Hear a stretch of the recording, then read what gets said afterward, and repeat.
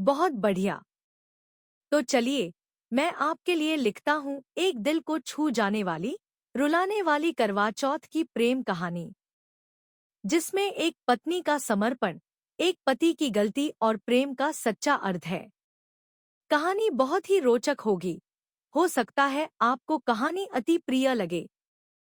कहानी, चांद अधूरा था उस रात। शहर की चकाचौंध और एक साधारण औरत। दिल्ली की तेज रफ्तार जिंदगी में एक छोटा सा फ्लैट था, बिल्कुल किसी अनाम मोती की तरह।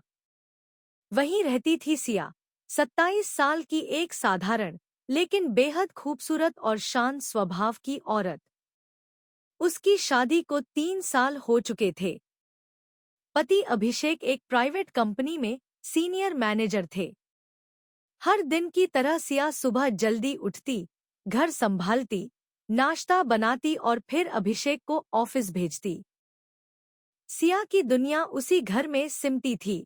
रसोई, खिड़की, कुछ पौधे और एक उम्मीद की कभी पर करे क्या अभिषेक उसके लिए समय निकालेगा। वो शिकायत नहीं करती थी, लेकिन उसकी आंखों में वो खामोश इंतजार हमेशा रहता था। अभिषेक पहले बहुत प्यार करता था, लेकिन अब अक्सर काम, मीटिंग और मोबाइल में खोया रहता। सिया जब भी कुछ कहती, वो मुस्कुरा कर कहता, सिया, टाइम नहीं है यार, अब ये सब पुरानी बातें हैं। पर सिया के लिए वो बातें अब भी दुनिया की सबसे कीमती यादें थी। कुछ दिन बाद ही करवा चौथ थी। अब धीरे धीरे समय निकलता जा रहा था। आखिर वो दिन आ ही गया। वो सुबह कुछ अलग थी। रसोई में हल्दी की खुशबू थी, सिया के हाथों में मेहंदी लगी थी और उसकी आंखों में एक सपना, पति की लंबी उम्र का व्रत रखने का। रसोई की मेज पर स्टील की थाली में सूप, फल और मिठाई रखी थी। सुबहवेला का समय था। सूरज निकलने से पहले सिया ने सरगी ली और भगवान से प्रार्थना की, हे शिव शक्ति, मेरे अभिषेक को लंबी उम्र देना, उसके जीवन से सारी परेशानियां दूर करना।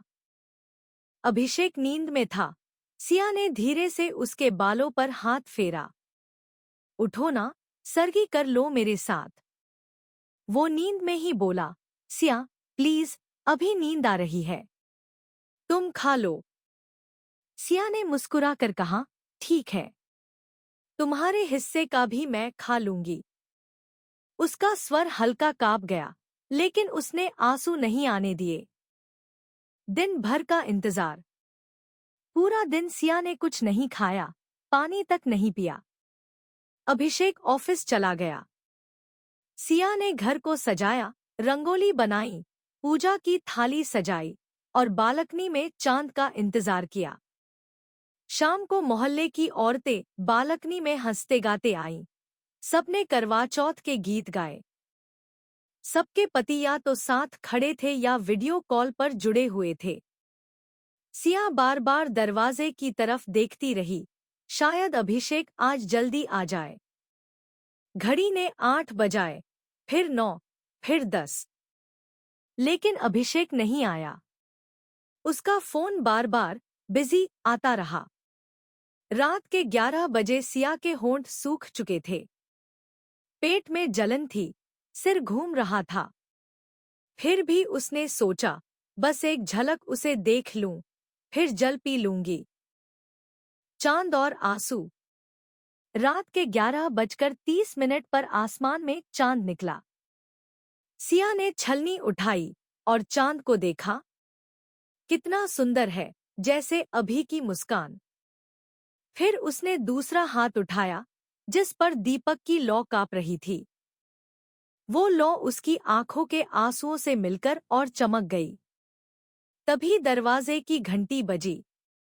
वो दौड़ी, दरवाजा खोला। अभिषेक सामने था, लेकिन नशे में धुत, हाथ में मोबाइल और आंखों में थकान। सिया मुस्कुराई, आ गए ना? देखो चांद निकल आया है।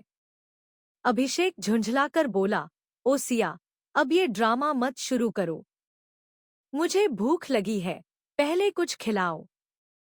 सिया ने थाली में मिठाई रखी और बोली, पहले मेरा व्रत तुड़वाओ, बस एक घूंट पानी से। अभिषेक ने गुस्से में बोतल मेज पर पटकी। पानी चाहिए? ये लो। और बोतल का ढक्कन खोलकर आगे बढ़ा दिया। सिया ने वो पानी नहीं पिया। उसने सिर्फ चांद की तरफ देखा। तू साक्षी है।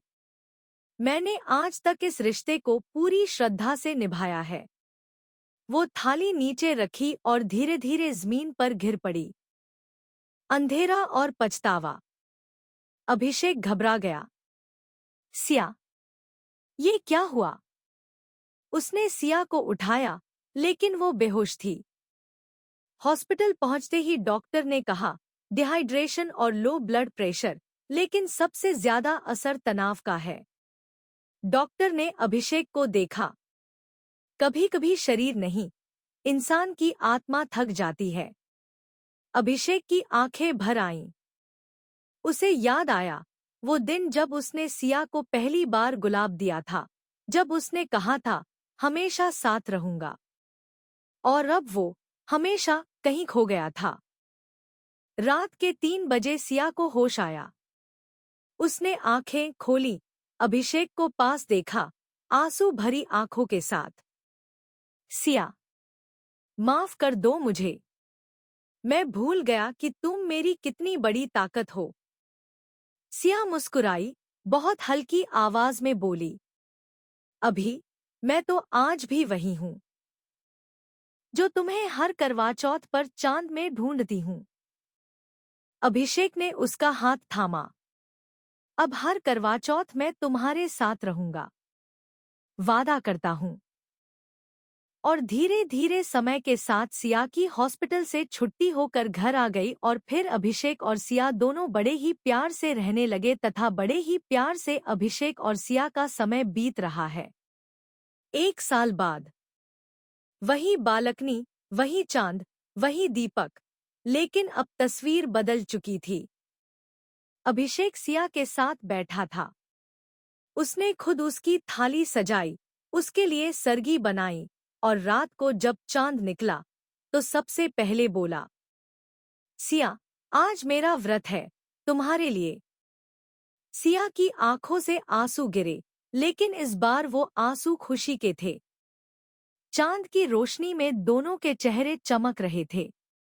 अभिषेक ने कहा, उस रात चांद अधूरा था, क्योंकि मैंने तुम्हें रुलाया था। आज पूरा है, क्योंकि मैंने तुम्हारे साथ होने का मतलब समझा है। सिया ने मुस्कुराकर कहा, अब तो चांद भी हमारा हो गया, अभी। और आसमान में मानो चांद ने झुककर कहा, सच्चा व्रत वही है जिसमें प्रेम सांसों से आगे चला जाए। सीख। करवा चौथ सिर्फ भूखे रहने या चांद देखने का त्योहार नहीं, ये उस अटूट विश्वास का नाम है जो 2 लोगों को एक दूसरे से जोड़े रखता है। प्यार सिर्फ निभाने की चीज नहीं, महसूस करने की जिम्मेदारी भी है।